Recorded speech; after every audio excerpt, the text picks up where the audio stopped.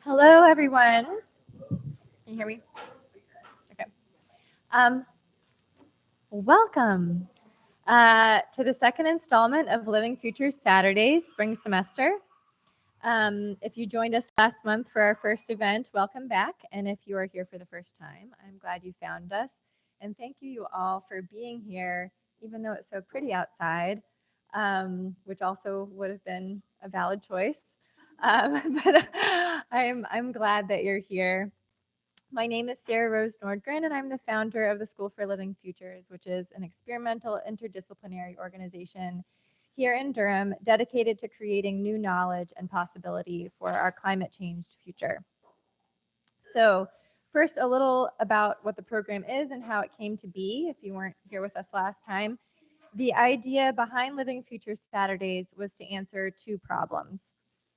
One is how our culture tends to silo different kinds of knowledge, and the other is how our media and internet algorithms lead to information fatigue, apathy, anxiety, and a sense of powerlessness around the climate crisis. In response, the goal of Living Future Saturdays is to bring people together around the amazingly diverse and creative climate-engaged work that's already happening here in the Triangle and beyond, so that we can emerge out of angst, apathy, and shame and into the multitude of creative possibilities already around us. My hope is that our programs provide a space and a spark for you to think new thoughts, take new action, make new connections, and deepen the wonderful work that you're already doing toward protecting, renewing, and transforming our world.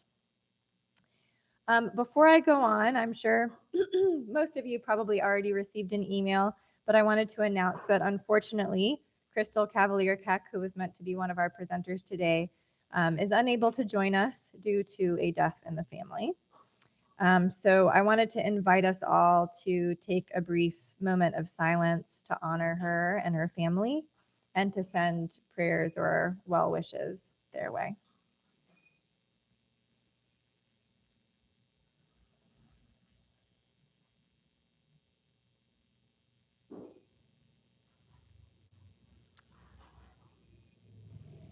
So if you haven't already had the opportunity to see Crystal and her husband, Jason Crazy Bear Keck, speak, I encourage you to seek out future events that they're involved in and to get involved in the important work that they're doing through their organization, 7 Directions of Service. And you can find more information about them and their work at 7directionsofservice.com. So before I move on to introducing the wonderful Michelle Rozek and Jessica Cudney of Way of Belonging, I wanted to acknowledge that the land on which we gather is the territory of the Eno, Shakori, and Tuscarora peoples, who have stewarded this land through the generations through to this day. May we aspire to uphold our responsibilities according to their example. I also wanted to thank all of the people who've helped me make this series possible, especially my wonderful family. My sister Krista was just remarking when I was talking to her a minute ago, like, wow, our whole family's here.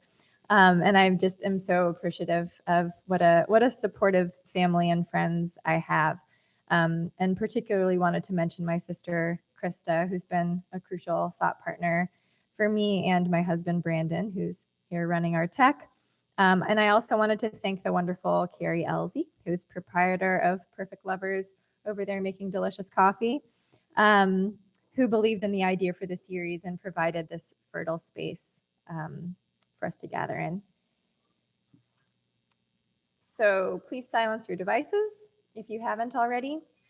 And also please feel welcome to make this experience comfortable for your body in whatever way you need. So if you need to stand up, stretch, or take a break during this event, we invite you to do so. So since we ended up with a little bit of extra time today, and since one of the main purposes of this series is to make connections and learn from one another, my dear sister and partner Krista is going to lead us in a brief community building activity. One of the pieces of feedback that we got after the first event last month that people wanted to have more opportunities to talk to each other. And so this is going to be one of those opportunities. So I will turn it over to Krista.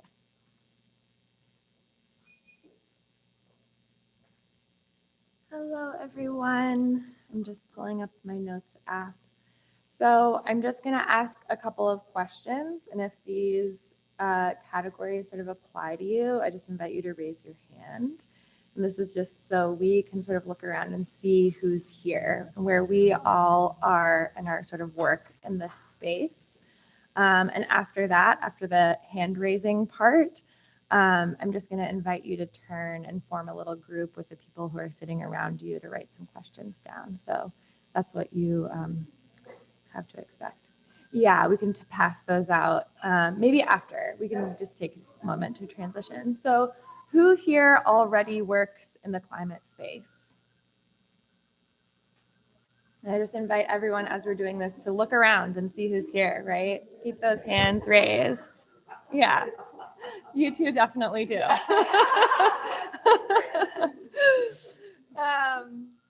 Who here would like to deepen their work in the climate space?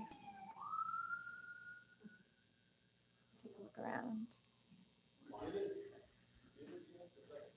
Who here would like to deepen their work in the climate space? Who here has a climate-related practice or ritual or passion that they'd like to share with others? Look around, look around. Who here has ideas that they'd like to bounce off or share with others?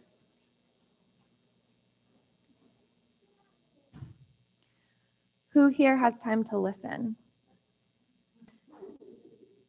That's better than I thought. Way to go. Who here feels scared when they think about our climate future? Who here has hope that they want to offer someone else?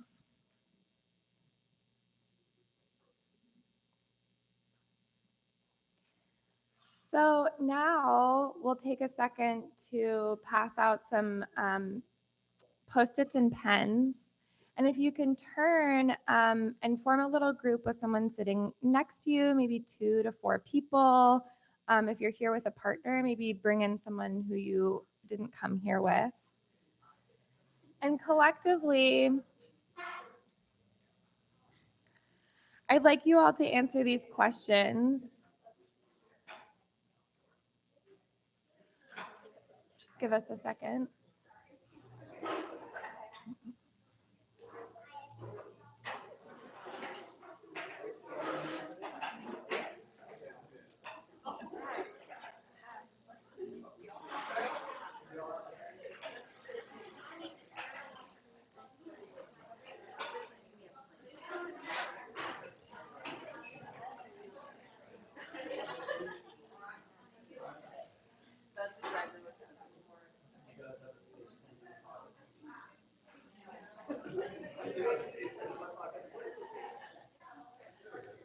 All right, I'm going to ask you to bring it in just for 1 second.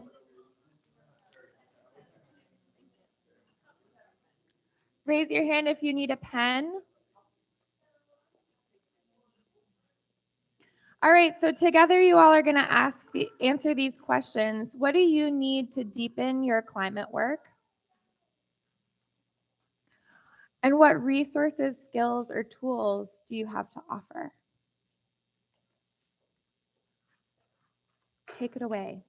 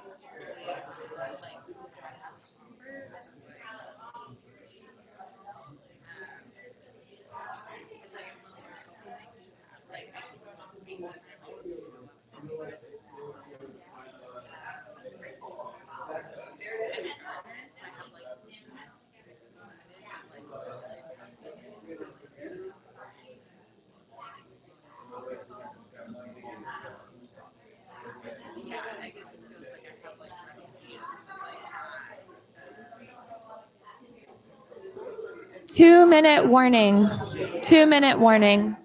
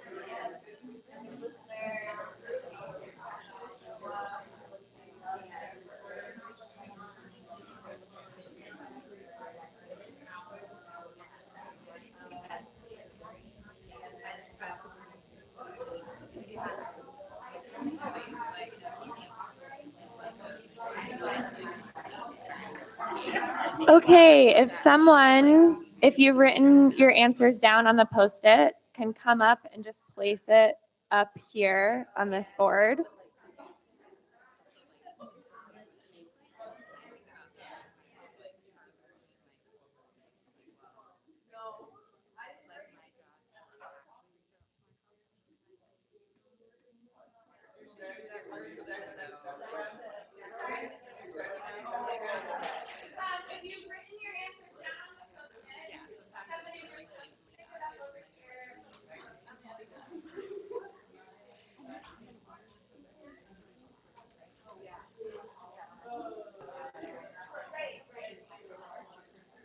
We just read them.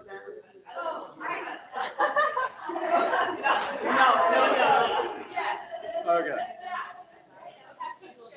All right, here we go.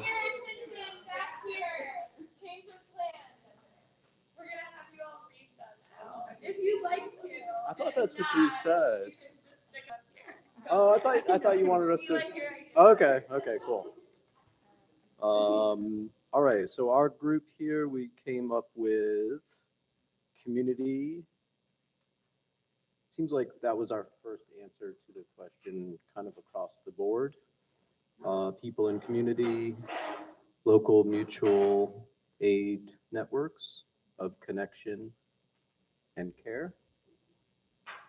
And then I wrote, I need to get out and meet with more people like this. So, I mean, I think they're all the same answer to the first question. And then the second question we wrote,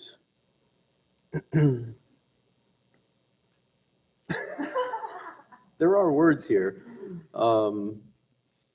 Communication, nature, resources, like a love of nature. That was a kind of a prominent thing into the second question. Empathy for Earth. We have some people who are good at bringing people together, people who are good listeners. I think that's pretty much it. Thank you.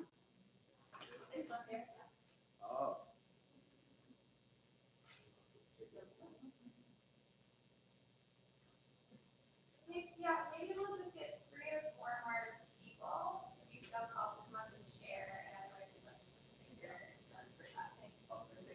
Who else would like to come up and share with their group? Awesome. So we had a big group, and we talked a long time about the first part, and then scrambled with the last 2 seconds with the other question. So we said that we needed time, community. We needed to know where and how to plug in.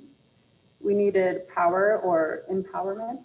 There was a little question there of which one we really needed. We need self-care. And skills we have are poetry, trash art, permaculture, native plant and food gardening, facilitation, organizing, educator, and organizing. Who's next?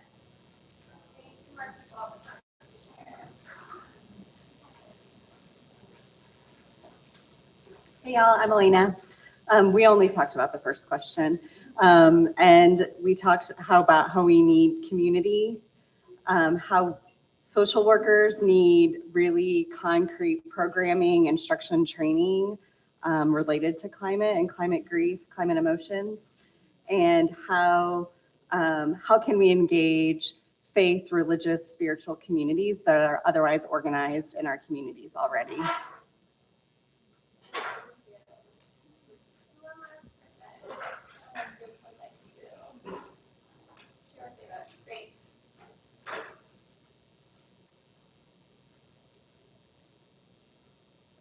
This wasn't really our group because we all spoke so much ourselves, we didn't pull it together. So this was just what came up for me. And it was realizing that this kind of conscious raising space encourages my own awareness of what I already do and valuing what I do.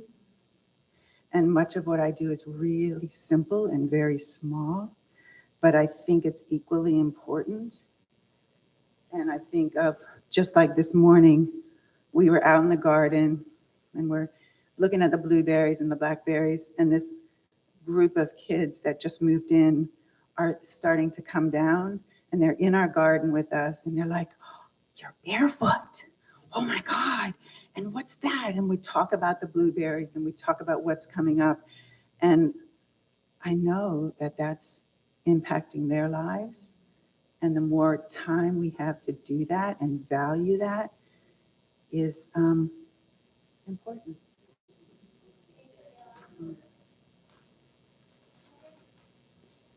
I can gather other people's post-its and that.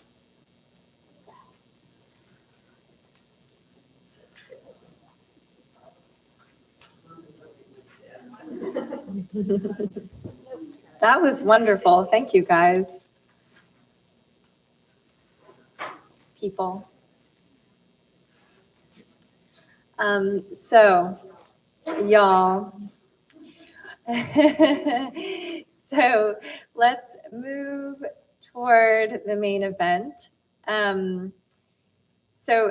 If you were with us last month, you know about the frames response activity that we used. I'll go over it for those of you who are with us for the first time. So frames is an opportunity for us to highlight words, ideas, or moments from the presentation. So as I'm just going to invite you today, as you're listening to Jessica and Michelle, to think about what resonates or makes sparks fly in your heart brain. What you would underline if you were reading with a pencil in your hand. So afterwards, there'll be a quick opportunity to frame these moments before we move on to questions and further discussion. It is now my great pleasure to introduce Jessica Cudney and Michelle Rozek of Way of Belonging. I first encountered Way of Belonging over a year ago. I had been actively looking for a seasonal, earth-centered spiritual community, and an acquaintance forwarded me information about a winter solstice gathering that Jess and Michelle were holding in Mebane. My mother and I attended it, and I was moved and awed by Jess and Michelle's deep, earnest, and living approach to ceremony and relationship with the living world. It was also a really cold day. So the fact that I came away with a really positive, warm feeling says a lot about how they hold space for people. There's nothing superficial about Jess and Michelle's work. They are both active and receptive, striving and wise. And I believe that the work that they're doing is a calling. They are called by the earth, and their work is to help others hear the call as well. So Michelle Rozek and Jessica Cudney are two queer, earth-loving spiritual partners, facilitators, and healing practitioners working at the confluence of ecotherapy, eco-somatics, and eco-spirituality. They invite you to reweave yourself back into kinship with the living world through earth-rooted, soul-tending rhythm and ritual. Michelle and Jess live to sow the dreams of a life-giving culture that only future generations will know. I love that. They believe that Earth is calling to humanity through the collective discomfort and cultural crises of these times, and is asking each of us to rise and reclaim our purpose in service to planetary healing. They're heeding the call to embody the dream of Earth, remember their way home, and invite you to join them in learning to reweave ourselves back into kinship with the living world. Through their work at Way of Belonging, Michelle and Jess guide people toward wholeness, empowerment, we needed some empowerment, and belonging through nature-based and body-centered soul tending. They offer one-to-one somatic and nature-based healing and coaching sessions, curate an online earth-rooted community of practice, people also want a community, and host in-person events, which I have attended and which are very lovely. And I recommend. Welcome, Jess and Michelle.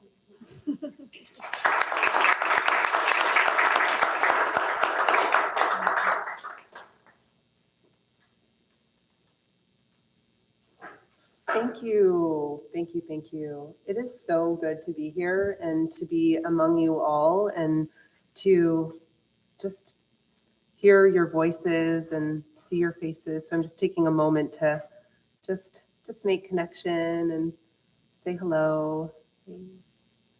Yeah. It is an honor to be with you, to be among you. And I'm just taking a moment to just like feel my feet on the ground, and just to feel my breath as I stand up here, and invite you to do the same. And actually, if you feel called to even closing your eyes, I want to invite you to just feel your body as it is being held in your seat. And you might even sense your feet making connection with the ground beneath you. You might even imagine little root fingers growing through the soles of your feet. And so this relationship that we have with gravity is the earth really just holding us. And at any moment we can really just tune in and to receive that embrace and feel that we are here and now and alive. And that we are a part of this vast network of intelligence and relationship that pulses through our body, and that can be felt in the air against our skin, and the way that we take that in through the breath and give it back.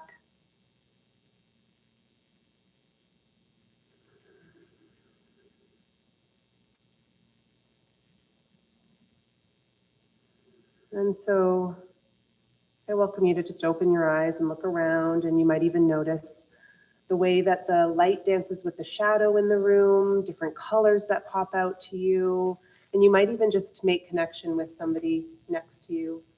And this really just supports us to come into a living presence with the moment and with our bodies and with our breath. And it really helps me, especially being in a space where I've got a mic in front of me and a podium, and I usually enjoy my days in the woods.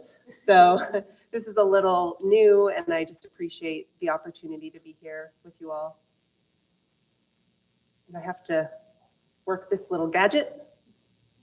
Oh, there we go. All right. So the topic for today that we're offering is seasonal living, a pathway to intimacy with the natural world.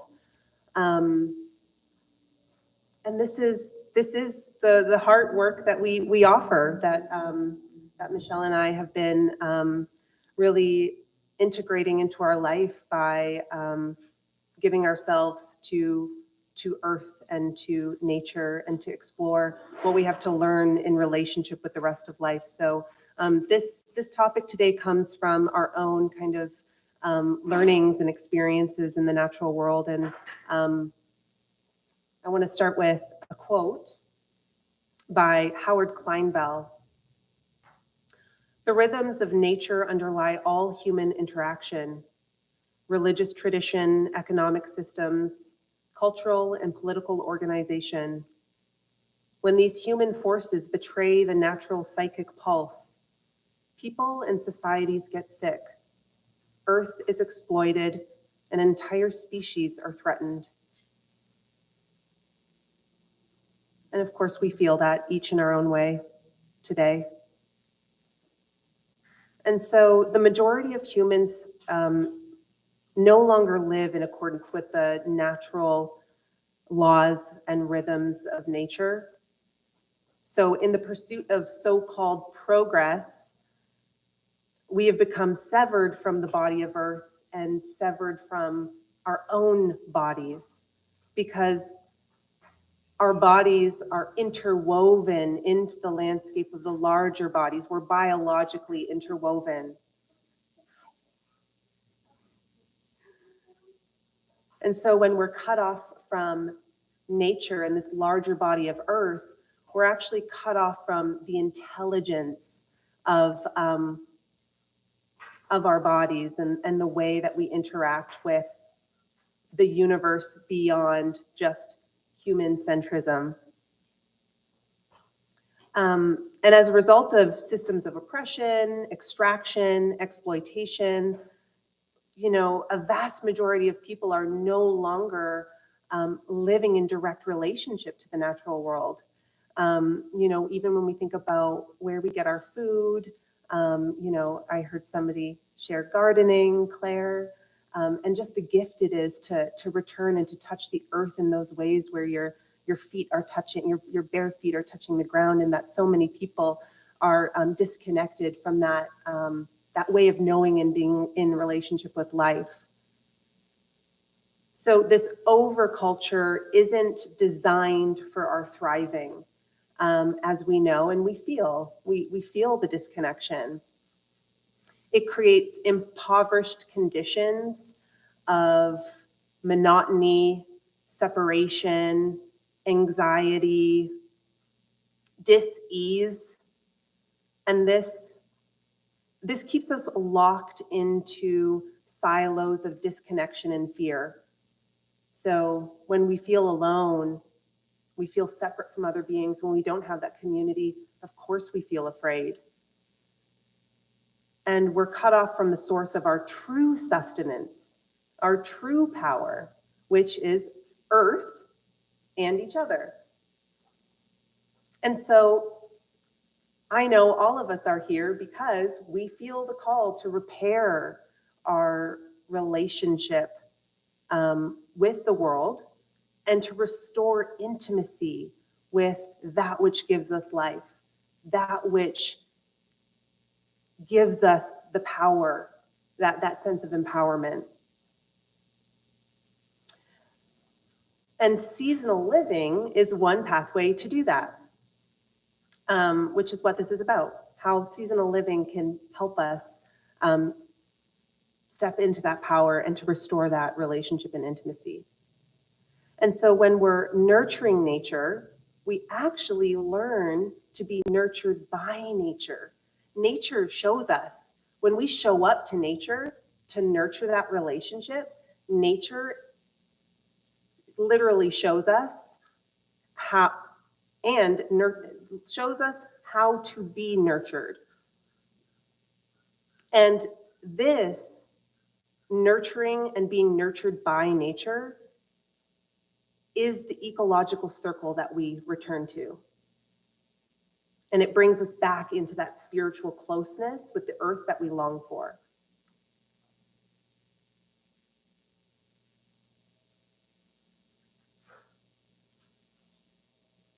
Okay, I think I said all those things. All right. But I guess just one thing to point out, which is probably pretty obvious, is the circle being split apart. That's kind of like the feeling, right? That being split apart, fragmented. And that we live in a culture that is really oriented toward linearity, as though like life is this journey of upward progress that starts here and ends here, and that's the end of it. Whereas nature really reveals that life moves in a continual circle and that everything feeds into everything else. Okay, so what is seasonal living? I mean, I've already gotten into some of it. But more than anything, what I've learned is that seasonal living is really an apprenticeship with the natural world. It's an apprenticeship with nature. So it's about paying attention and saying that and recognizing that Earth, you are my teacher. Earth, you are this presence, this living presence of intelligence that I have something to learn. That there's something about this relationship that matters and is important for healing and growing and becoming more whole. It's also a dance with time and a dance with the cyclical movement, the rhythm of living systems that we get to witness when we are interacting with the natural world, like in the gardening. You know, if we garden, we witness those life processes unfolding. It's a practice of flowing with the river of change that is life. So life is just a continual movement of change. And so nature, when we're out in the natural world, we really witness that in a deep way. And finally, it's also a way of reorienting toward the regenerative processes of life that shape our experiences. So regeneration in the sense of death, the life, death, rebirth process, that there is wisdom in the natural processes of regeneration that require that things fall away, that things change. All right, so everyone should have received this piece of paper.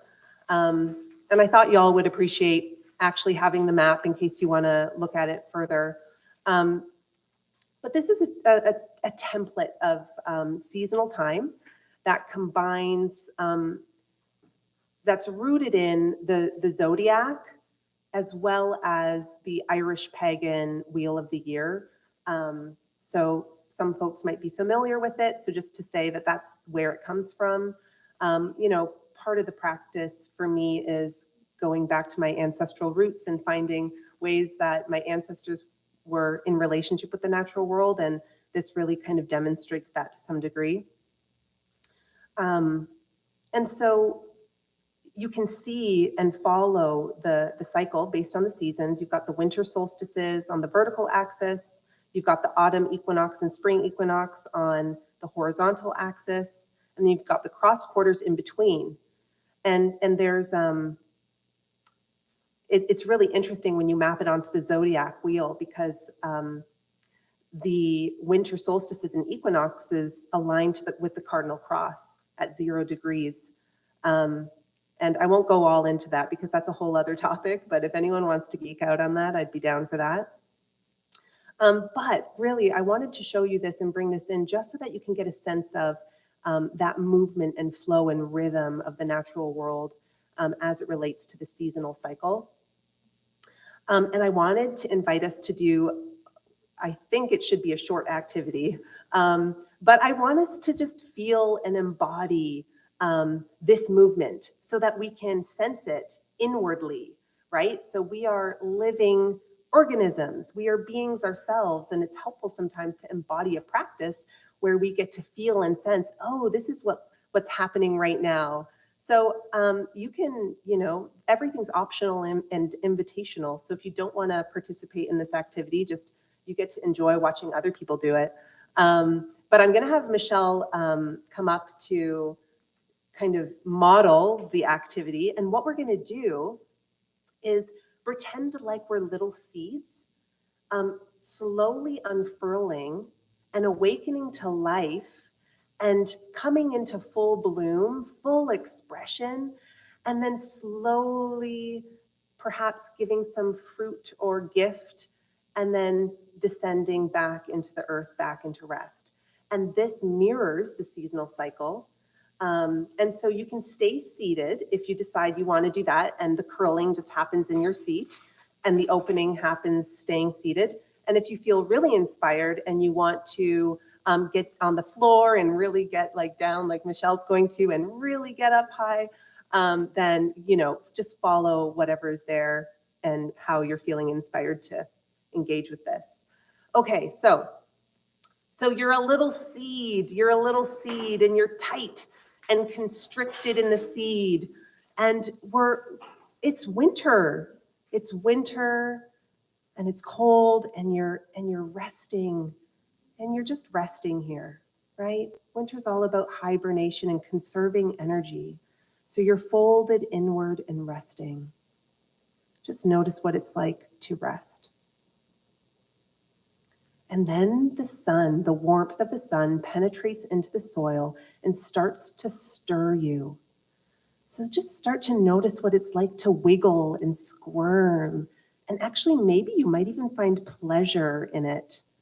What way does your body want to move and stir? And what does that awaken in you as you start to stir and stretch? And you realize, oh, I'm the shell. No, I need to push away the shell. I'm outgrowing the confines of my shell that once felt safe is now no longer. And so you come open and out of the shell and you rise through the soil and you're making your way. And it takes a lot of energy, this beginning momentum that starts to unfurl as you begin to take that energy down into the roots, up into your stems, and you start to explore and expand outward, and you start to notice life around you, expanding, growing, feeling the light, the warmth expand. And yeah, you're stretching. Like, it feels really good to stretch after being constricted. It's like, yes, please, whatever you got to do. We're also humans. So you really want to feel what it's like to be a human stretching right now, bringing light and warmth into your body. Yes, yes. Okay, so we're in the height of summer, giving our light, our flower selves. We're blossoming and blooming. And look, we get to look around at one another and see our colors shining bright, wiggling. We're flowing in the air, dancing flowers. Yes, amazing. And there's a song, oh yeah, I'm feeling people being like, love this feeling, free and alive. Okay, cool. So we're giving our gifts, whatever those gifts are. And as we give, we start to relax. The gift of life is to, that is what we're called to do, to give. And then we give and we return. So now we return back to the source of our sustenance, back to where we came from, back to origin. And we find our way back down, relaxing, exhaling, falling back down into the earth, into the depths of winter's sleep. And here we rest a little while again. All right, so we just made our way through an entire year. That was really quick. Thanks for entertaining that activity. I hope you felt like, I hope you felt the shift. And I guess that's kind of what we're going to move into next is I want you to turn to somebody who's next to you, or at least this is the invitation, oh wait, I have a slide for this one. So we just moved through the wheel. We just moved through the seasons. And I'm curious, as you were unfolding, as you were unfurling in that arc of movement, where would you say we are in the arc of that movement that you just did? Where are we right now collectively in the seasons? So the invitation is to turn to your neighbor, little group, and just share what came up for you. What did you notice in your body and your being as you did that practice? And where would you pinpoint in that movement flow where we currently are in the seasons? And you might even share, what are you noticing around you outside in the seasons? Is there something that you've been like really appreciating and excited about, seeing as though we're entering into March? What is that for you? So take just the next couple minutes and to see what comes through, and you can work with anything I just offered.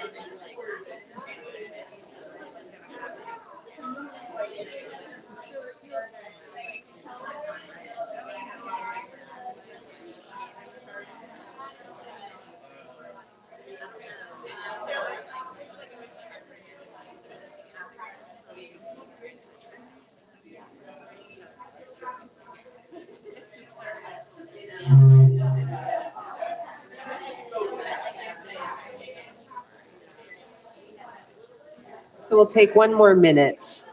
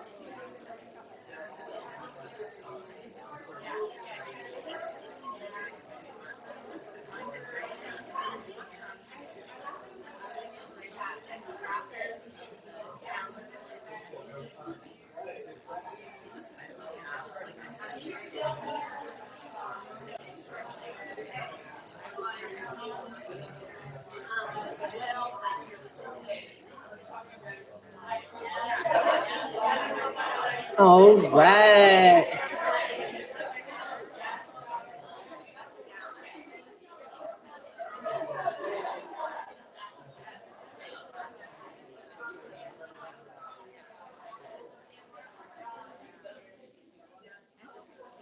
I love how much energy there is.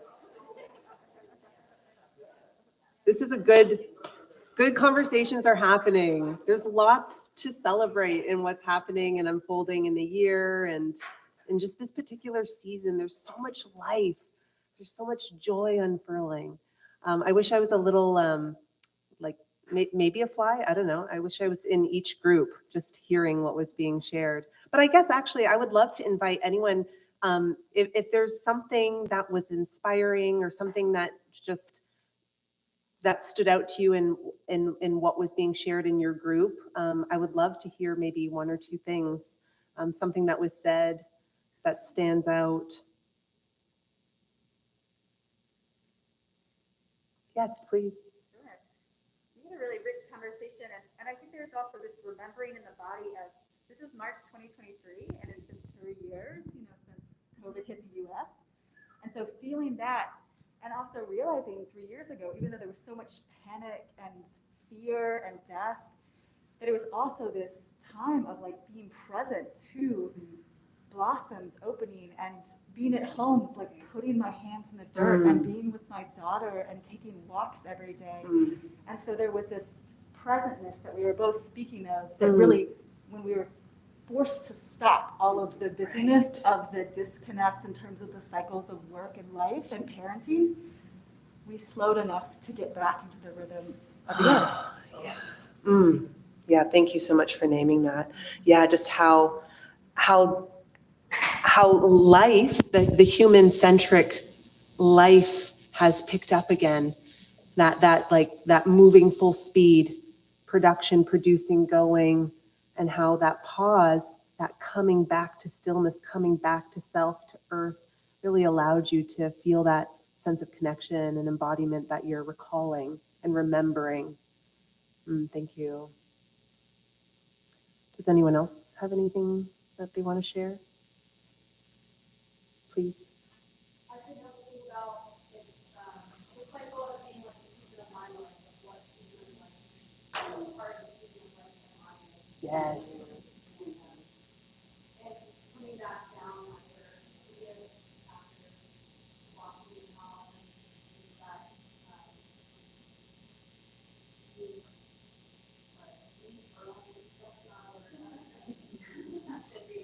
again, taking solace in that idea, like in that way. Yes.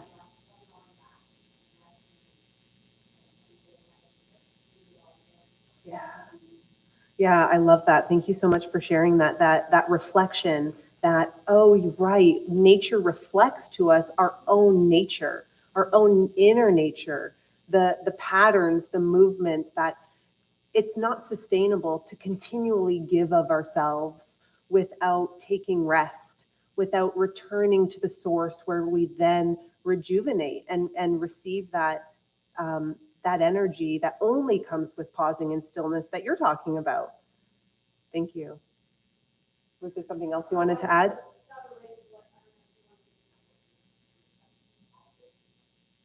EB, is there something? Yeah, I mean, I was just feeling, doing the practice helped me think about how the cycle moves and then the gift is one small part of it, but you need the whole cycle to energize Mm. and experience the gift more fully. Mm. It's too much to give all the time, which makes me feel better about the rest. Yes, yeah. Yeah, and what you're speaking to, what that brings up for me is this idea that the entire cycle is a gift. So we are gifted by the cycle itself, and then in turn learn how to give in a way that regenerates life. I love that. Thank you. Beautiful. Please, yeah.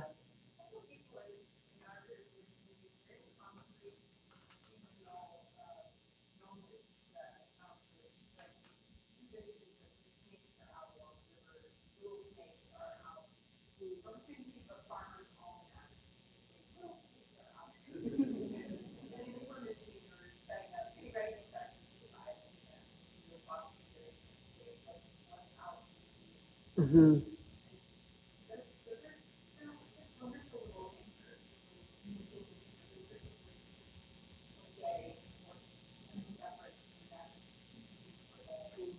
Yes. Yeah, what you're naming is that, and this is really what we're getting at, is when we go into nature and start to pay attention to what's happening, they become anchors. I love that you use that word, anchors, to help us to understand where we are in the cycle and what's unfolding and how we're a part of that. And there is an almanac, and I'll tell you about it afterward, or to everyone. There is a very specific Piedmont almanac that I don't think, and I thought to bring it. Anyone who's interested in wanting to know about that, let's talk, and I'll make sure that we have each other's contact information, because it's very specific to the Piedmont, which is very cool. And it does go week by week throughout the year what you can expect to start seeing. Now, what's interesting and is that we're living in a climate changed future, and those things are going to start to change and shift, and paying attention to those shifts is where it gets really interesting, right? How climate change is impacting our local ecosystems. All right. There's one comment from Yes. Kelly on the live stream says, periods of gradual growth and being excited for learning opportunities and the cyclical nature of self-development. Yeah, I love that. That's the inner self development that has cycles. Yeah. Thank you. Who was that? Kelly Thomas. Thank you, Kelly. All right. So through seasonal living, as we are exploring together, nature teaches us how to be alive, how to be here and now, responsive and engaged, empowered and connected, empathic and moved by all that is changing and shaping us.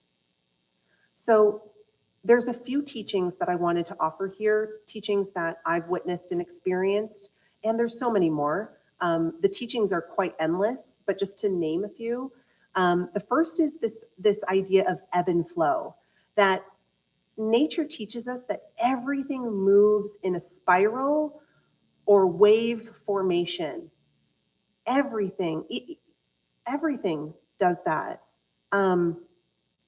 So there's this movement that we can rely on, that we can almost find security in, not in the security of, oh, I somehow know how something's going to turn out, but security in the sense of I can trust that when something reaches a peak, it will come down into a restful state.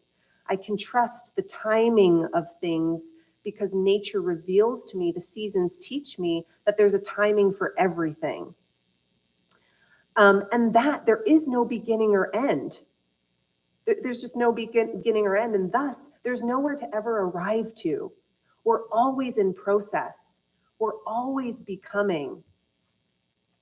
Wholeness is in itself a process. And as an extension of nature, our systems are designed to be in harmony with these oscillating rhythms, which is what we're talking about, what you have already shared. And so these oscillating rhythms between rest and flow, rising and falling, movement and stillness. The next is regeneration, which has already been mentioned, but this idea that death is a portal to life. And in this overculture that we are swimming in, so much of how we orient toward death is that it's something to be feared. But nature teaches us that death is just a portal to the next iteration of life itself. And so there's wisdom in the death process. And when you go out in nature and you see death, it's so beautiful because Earth receives everything. Nothing goes to waste. There's a place for all of us. There's a place for every part of the process. And also, it teaches us how to trust and be with the unknown. How to lean into the discomfort of uncertainty, because that is, we're always on the edge. We're always on the cusp of the unknown, always. And so nature really helps us to be with that, to lean in. The next one is embodiment. Spending time in nature supports a natural state of nervous system regulation. So when we're constantly inundated by the sights and the movement and the sounds of kind of consumer human-centric culture, it's inherently dysregulating to our nervous system because of the pace, because it's so up here when really our nervous system needs to go like this. So when we're out in nature, immediately within 5 minutes, our biochemistry begins to change. Everything begins to relax and settle. We feel more at peace, more at home within ourselves. And actually this mind, heart, body coherence starts to take place. And when we start to experience that kind of integrated wholeness, we actually have access to more intuitive wisdom and knowledge because our bodies are living, breathing kind of receptors to life, and nature helps open that up. And when we're oriented in more kind of human-centric ways of being, the tendency is to live mostly up in our heads and in the thinking brain. So we spend a lot of time thinking about like, oh, what's going to happen, and worrying and thinking about the tasks and the to-dos and where I have to go and all of this. Whereas when we start to relax and settle into the gut brain, open our senses, the heart opens, we soften into presence, we're receiving actually so much more information. And that information is coming through, and there's intuitional knowledge that we're receiving in different ways. And this leads to then this idea of interbeingness, right? Interbeing that isn't just a concept, but then becomes felt. We're human beings, not human doings, as some people say. And so when we start to drop into the body intelligence, when we start to reorient our life toward natural processes, this felt sense of interbeing and connection with the whole of life starts to unfold within you. And this is where you start to see yourself as a part of something so much larger. And then the last one is generosity. And that just inherently comes naturally in this, as we're following, the ebb and flow, embodiment, interbeing, everything comes back around when we're giving to the circle of life. When we're giving our gifts, we know we're giving them and they're being received. And then as the circle goes, whatever we're giving, it will come back to us. And it's not about coming back to us necessarily, but that's just the way it is. We're interwoven. So we give our gifts and we all expand and benefit in return.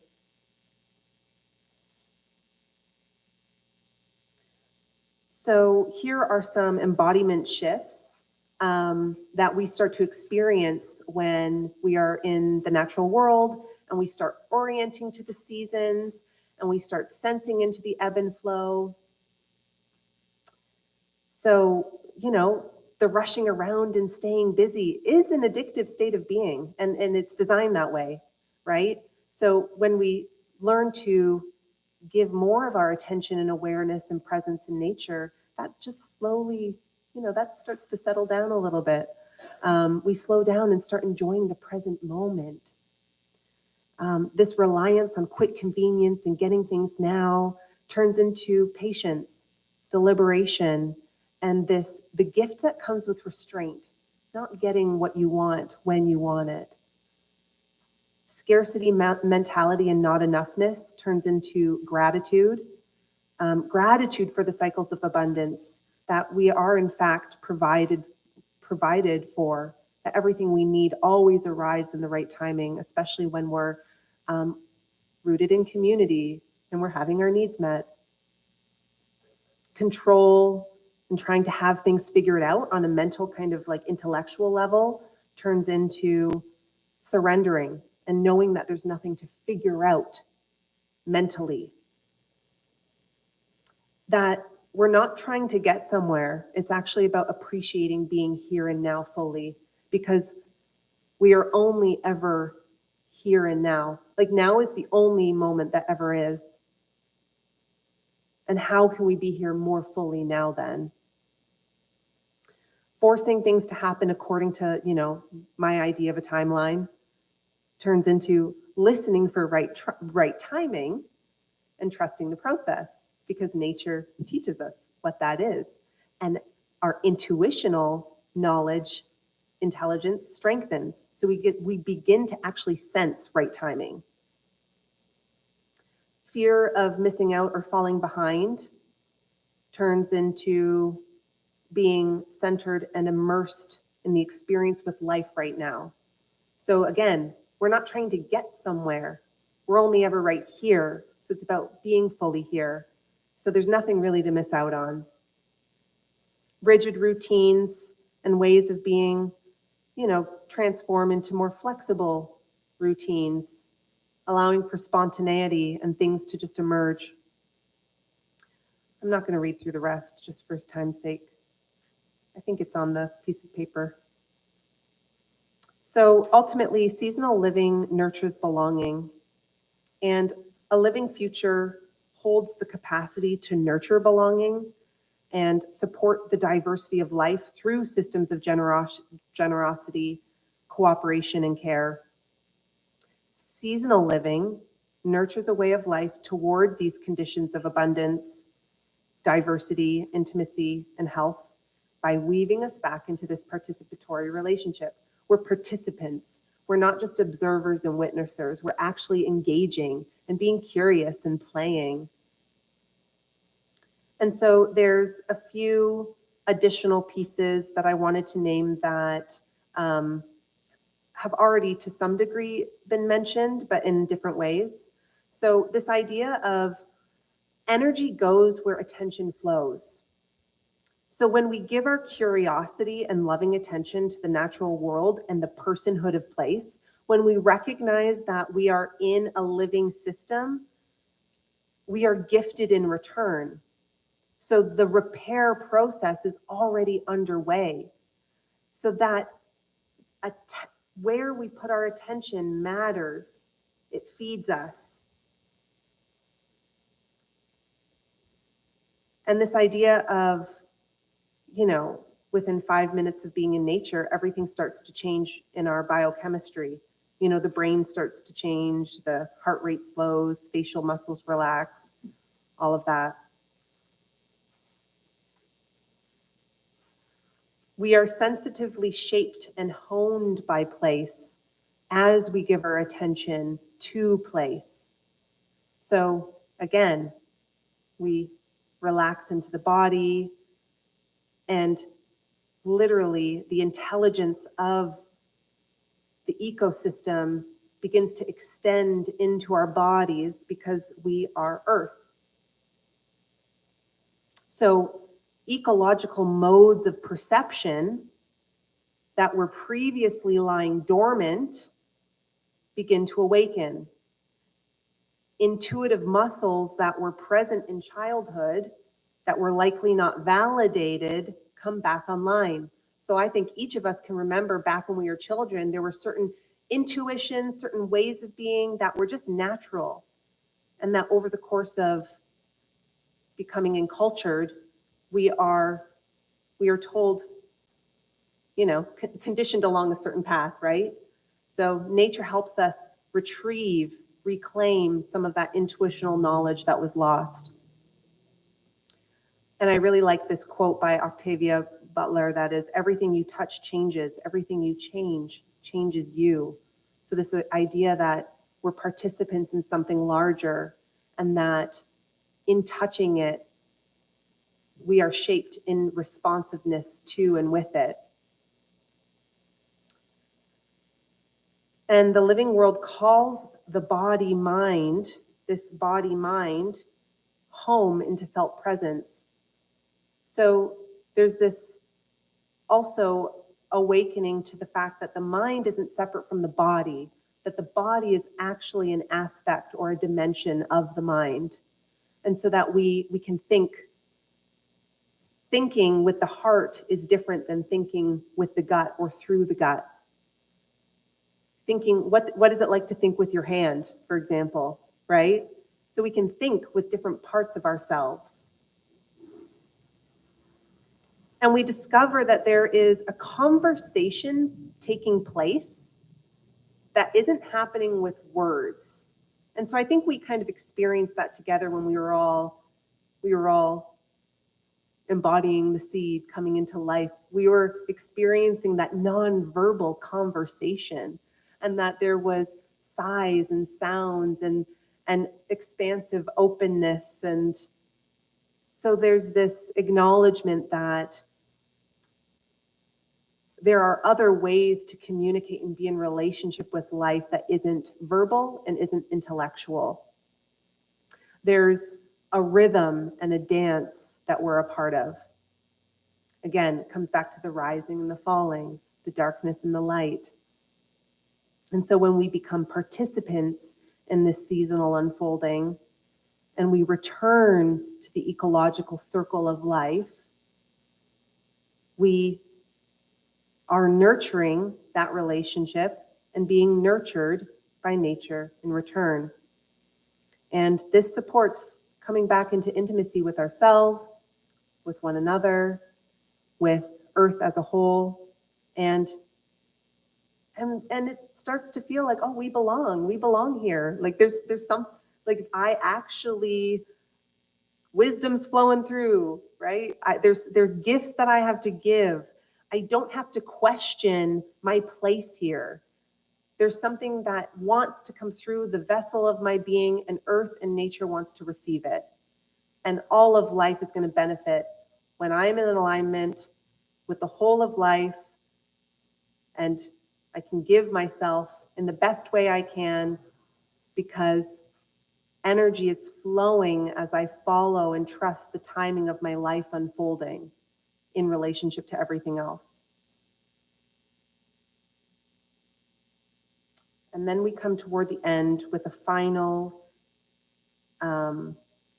quote by Barbara Marciniak. And I really like this one. She says, "Feel Earth as your home and act on making it a better place. Acknowledge that you, as a biological being, have the emotions, feelings, and intuitional knowledge that connect you to Earth. Your biology establishes roots that keep you connected with who you are. As you learn to tune into Earth, you will feel the changes transpiring.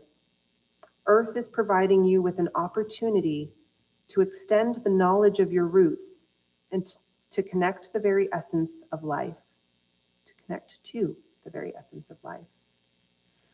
So depending on the time, a little more time, I do have kind of like a fun way to end that is inspired by this picture, the starling murmuration, which I'm sure many of us have seen. It's just so beautiful. So we're just going to see how this goes. But the idea is to create our own sound murmuration, doing an activity that I hope all of us did when we were kids. And it's the making a rainstorm with our hands. And it's kind of like a murmuration where we are individuals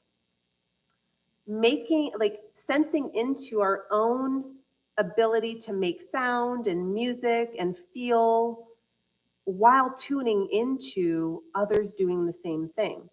So what I'm thinking is we'll go through it around once where it's like, okay, yes, let's practice this, we trial it, and then we let ourselves kind of go and just see what happens as we sense into how we want to make this rain song together.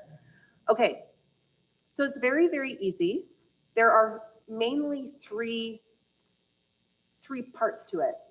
There's the light rain, and you start slow, right? The rain comes on softly, and then it starts picking up. Okay, and then there's soft,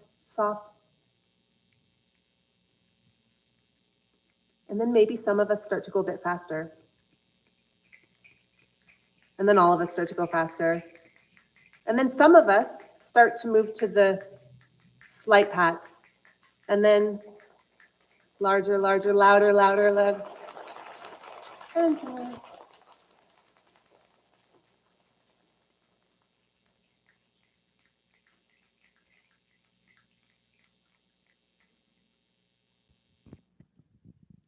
Okay, so we've got the technique down.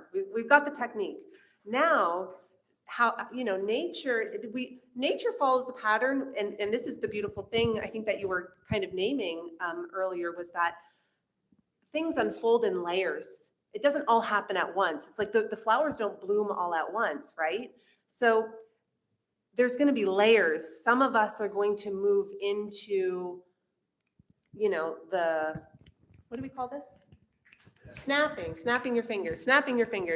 As some people might still be here. Same is true, as we're snapping our fingers, we might then go to the legs. And so there's a natural progression that we want to feel for.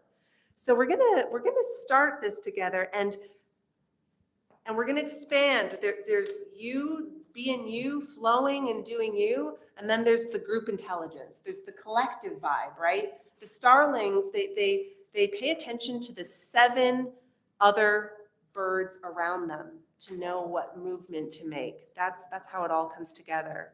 So what would it be like to then do this sounding, sense into what's being sung around us, and then we'll just see what happens, where we want to go. We don't have to go like this entirely. We could go like this. Ooh.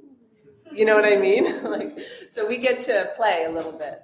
All right, let's try this. No one's following my lead.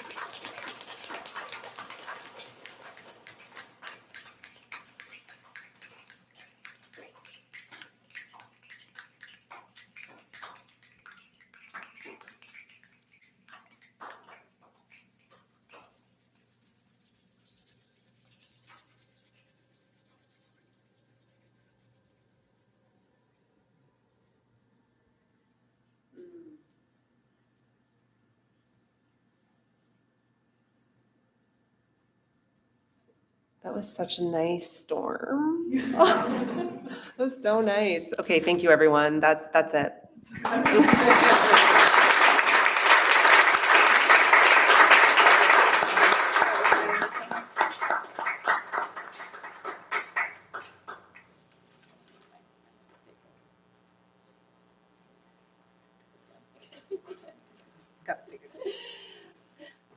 That was great. So we're going to move on to our frames, our comments, and then our comments and questions portion.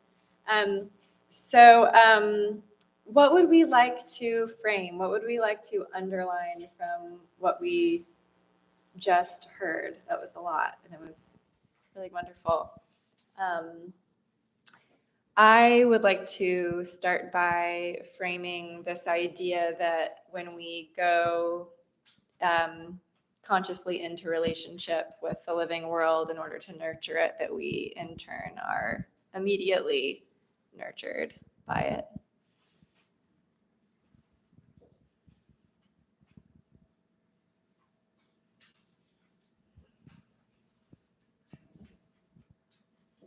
Yeah, I would like to frame, I was just so struck by when you give the gift that you relax. Yeah. Sure, I'm going to repeat the questions for the people who are joining us via live stream. The comment was to frame the idea that after you give your gift, you then relax. You don't just give and give and give and give and give. Yes.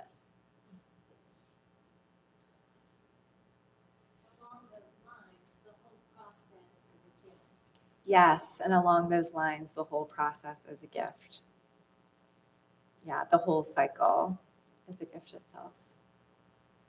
And other things that people might want to frame or underline, things that resonated for you. This is not really form, but it's something along the lines of there's an opportunity. I felt encouraged to acknowledge this cycle and trust in it and speed things up. Kind of relaxing too. But it's not really acknowledging the cycle and where I might, or where we might be. Yes. The idea of how we're being encouraged and how it's comforting to relax into these cycles and trust in that process. That was what you were getting at, right? Yeah. And part of that for me was the actual body experience of it. I got it much, like, just such a real, Yes. letting that see. Yes. Yes, the power of the embodying of that seed process and how you understand it in a different way in your body when you actually act it out. I hope the people via live stream did some of that as well. Yeah, I'm trying to think about the idea of just needing to slow down to tap into different ways of knowing. And I know for me that's so true. You know, when I'm at my best, when I've had time to relax and I get to tap into creativity and really sort of like sense my environment, and it does take slowing down. Absolutely. The comment was that it really takes that slowing down to enter these other ways of knowing and being, and to be at our best. Wonderful. Anything from our live stream crew? Okay. So I think now is a chance for us to ask questions and make other kinds of comments that we might want to make, connections maybe between this presentation and our own experiences, our own ideas, our own dreams, and also questions that you might have for Jess and Michelle. So I think if you want to come back up, both of you or one of you, so that you can answer.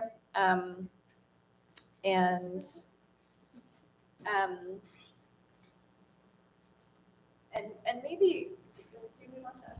Yeah.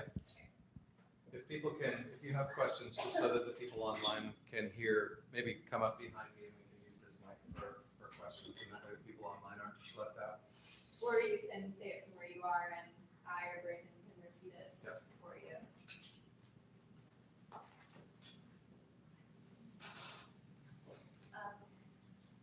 Unless we have somebody ready to go, I can ask the first one.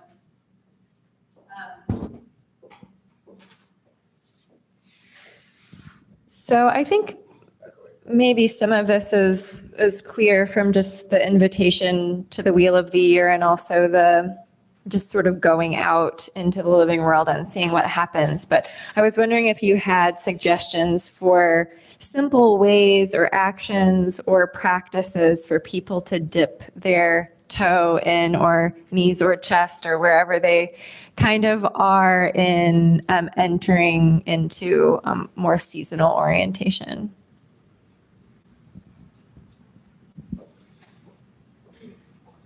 I mean, I can start and then we can flow together.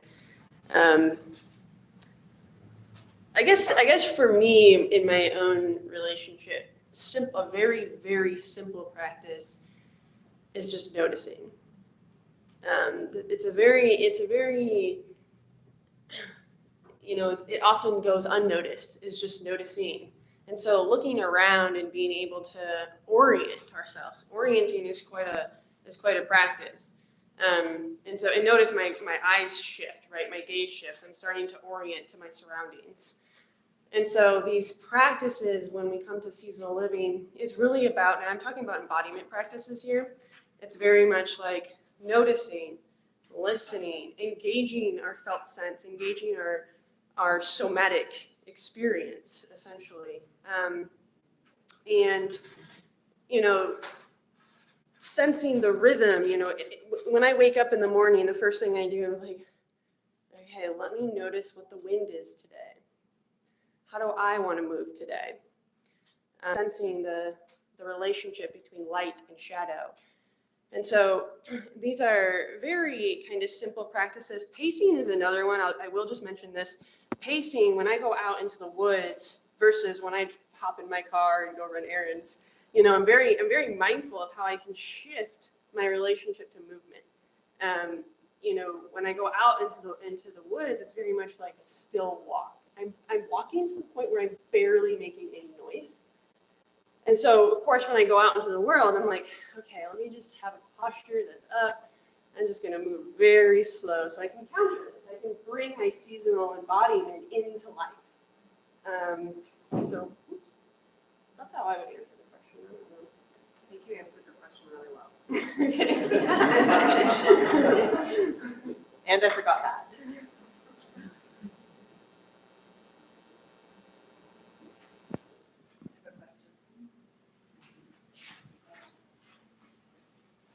Thanks.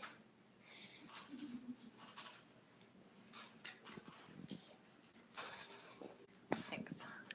So I was really struck by the visual of the cyclical nature of things versus the linear nature, and the line going through the circle was just really striking at how our linear way of moving through the world like fractures that circle. And the first question that you asked us was about, well, my answer was that I need more time. And so I'm just wondering if you can speak to how to conceptualize a different view of time, because our schedules are so busy and we move very linearly through the world. And I'd like some guidance on how to separate myself from that framing of time into a more cyclical understanding of it, if that makes sense. Yeah, thank you. I'll answer and then you can tell me if I've answered your question, okay? Or at least if this is helpful. And it speaks to another practice that has helped me in my life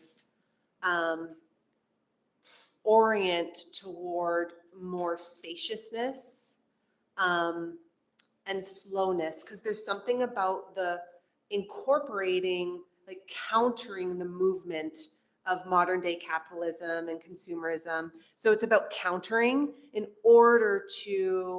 um, in order to tap into more of that cyclical way of being, right? So the cycle of movement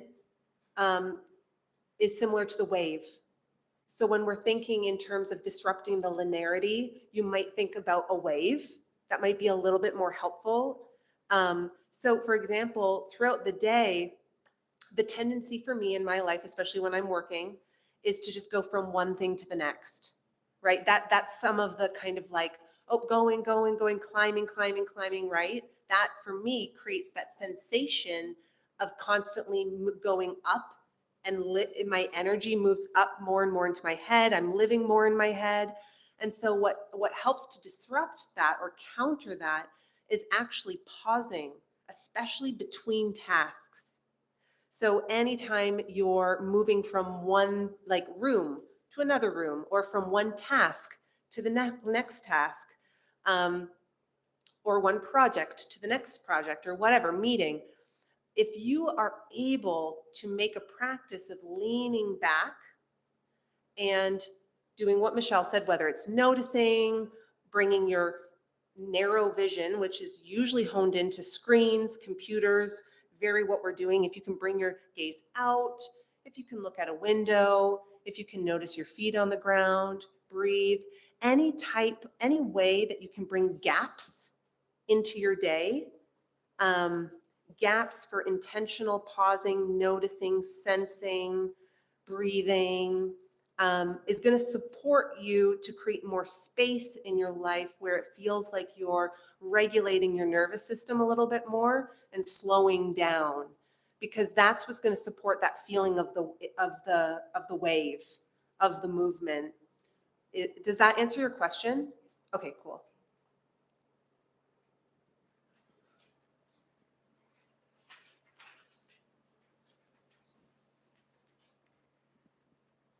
I'm really curious, what have you been influenced by? Who have been your teachers? What places have been your teachers? What people, what communities? I would love to know more. Thank you. Oh, that's such a good question. Do you want to come over? So many places have been our teachers, and I guess I would emphasize places first and foremost, because it's really interesting. Place has shaped our relationship first and foremost, and then our relationship to ourselves and our work. So, I mean, I could go all the way back to my childhood, and I don't think I will, but living by the Great Lakes and being like a lake person, somebody who really needs to look out and beyond, and to see the sunset, to see the sunrise. Open space has really shaped kind of my consciousness, my body, like what it is I need in order to feel like I can just like see a larger horizon. So I would just name that growing up by lakes really influenced that part of me. And then the Piedmont. Michelle and I met in 2015, and we began our kind of spiritual partnership journey with Earth together. And that was when I felt a deepening of that relationship. And so specifically this bioregion, you know, the Eno, the Ha, the barred owl has been like a really big teacher in our life, like just the different beings who we've encountered. The turtle, the beaver right now is a huge teacher. The wetland habitat that we are kind of courting and in relationship with has been a huge one. So wetlands. So yeah, and I guess I'll pause there, because then there's other teachers, you know, that I could name as well, like thinkers, people whose work inform and who have shaped mine as well. But I just want to pause and see if you want to say anything to? Before we go into the people guides, Yeah. go into the earth guides. I mean, yeah, the earth guides for me are, oh my gosh, there's so many. But you know, I would say in every moment, earth is teaching me. Earth is teaching me how to be in this life. And that can be through, for instance, literally yesterday, I came across an emerging box turtle. And the box turtle, I mean, it came from the earth to emerge, and it has all these leaves on its back of its shell, and it's starting to reach towards the sun. And I'm like, oh, okay, you're letting me know. It's time to warm me up. And so, my greatest guide is in every moment with Earth. Recently, the muskrat has been a really great guide. The beaver has been probably a constant, along with turtles and the winged creatures. Just the songbirds are also a big guide of ours. So, and I would say in every moment for me, especially as a child, Earth was my safe home. Earth was, Earth was like, I would go to Earth in order to feel more comfortable in myself.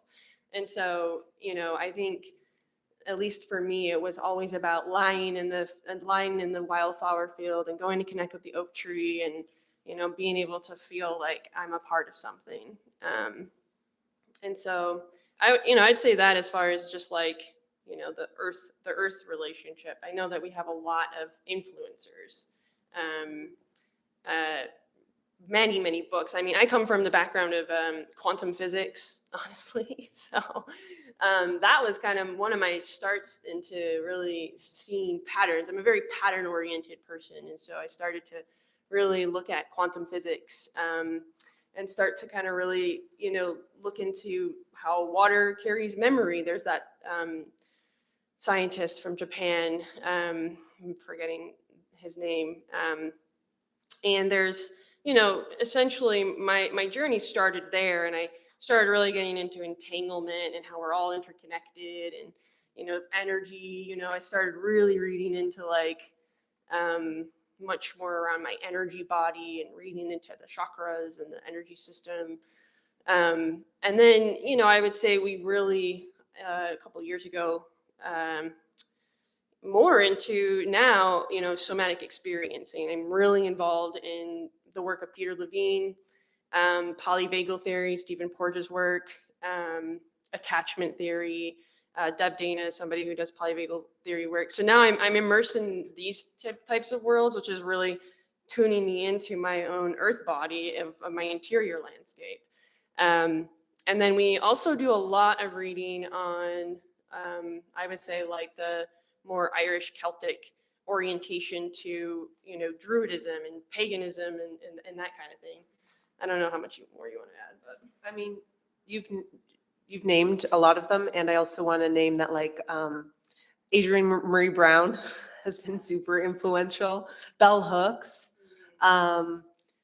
yeah, and Joanna Macy's work, Thich Nhat Hanh.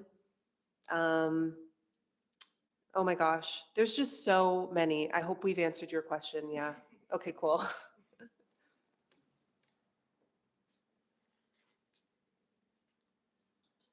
we have one more question?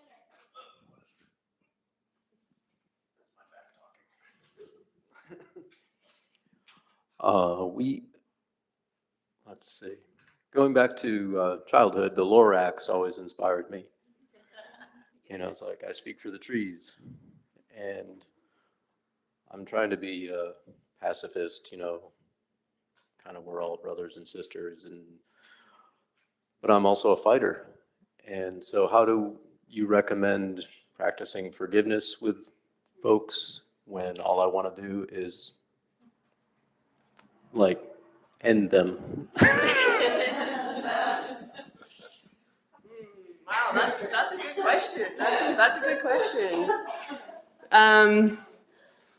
I don't know that I have an answer for that. I have my own journey with forgiveness. And wow, it's a combination, you know. I'll say compassion and grace are probably the two words that I would bring together when it comes to forgiveness. And you know, I think about also like softness. You know, having understanding is really important. Being able to look into the eyes of another and see yourself is a really it's difficult sometimes, and yet, you know, we all have these parts in ourselves. You know, I really tend to look at the world and each person as a mirror of me. And so when there's discomfort or there's something that is stirring inside of me, it's probably because I have to look at that. And so even though that's challenging, and you know, I would say my one story of forgiveness that really comes to me is that I come from a background with a mom who has a lot of trauma, and you know, was just a very difficult, reactive type of childhood in certain moments. And my mom, in one of her reactive moments towards me, when I was about, 21, and she was kind of in an attack, right? She was in that fight mode that you're talking about. And typically my fight is wanting to come on. I'm like, all right, let's do this. And I was, you know, we had done that my whole life. It was kind of like this constantly. And she was coming at me, screaming, and I just paused and looked at her. That was it. That was all I could do, was sit there and look at her, and I started to tear up. Because I thought, wow, she must be in a lot of pain. She must be in a lot of pain to attack her daughter. And I think in that moment, what hit me was a whole rush of light coming down in me. And in that moment, it was like an entire wash of the past with my mother that just like that was like, I completely understand and have compassion for your journey. And it changed my relationship with myself and my mom now. Do I still have moments when I'm frustrated? Yeah. But I at least now have a sense of compassion and understanding for her humanness. So.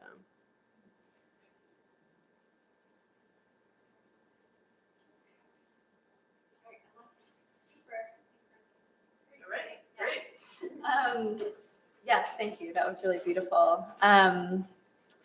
So, wow, everybody, we've been on a journey together. I'm gonna go see if we this other way.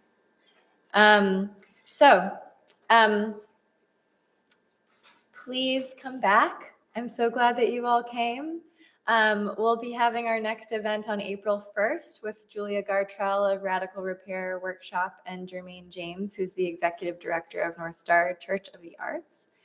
I hope that if you're not on our email list, you will get on our email list. There's a place you can sign up by the front table.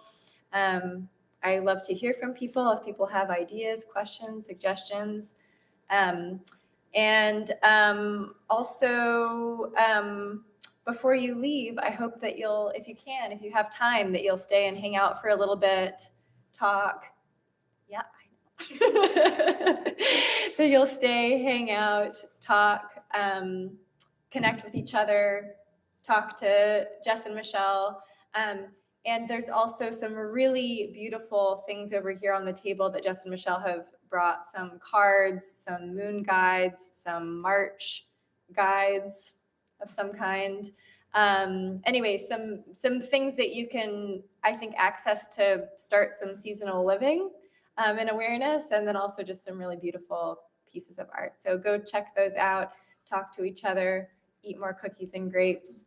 And let me know if you have questions and introduce yourself to me. And I hope to see you next month. Thanks for coming.